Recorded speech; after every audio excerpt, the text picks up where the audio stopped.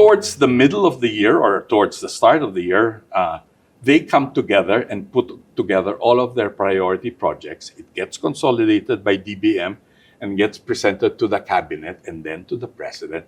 And this is what the president, after they go through it and sort it out and vet it, this is what the president submits as the National Expenditure Program. But the essence of it is it reflects the national priorities. Given scarce resources, this is where we will spend our limited resources. So it's a very important document.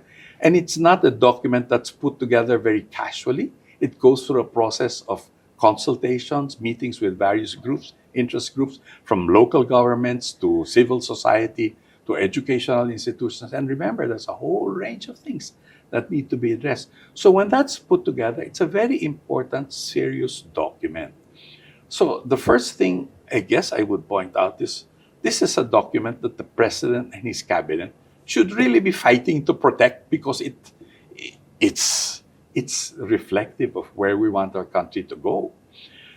So when we were briefed about the 2025 budget and the preceding years and how this thing was being mangled in various ways.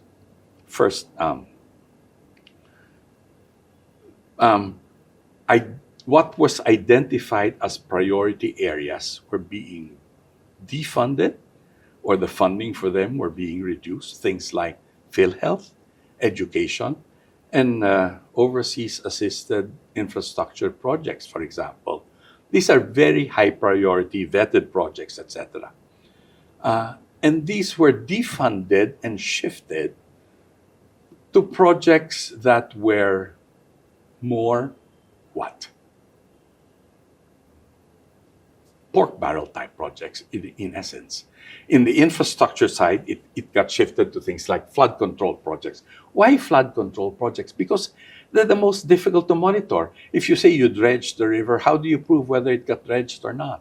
And it's scattered all over. So a lot of these flood control projects started coming up all over the place.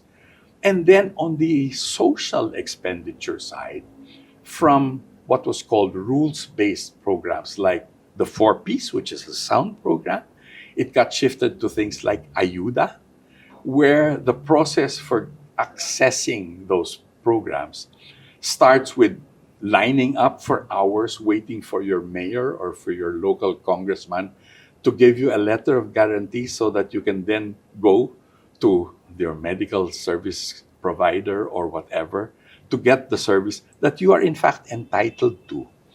It shifts what is rules-based to a patronage-based system.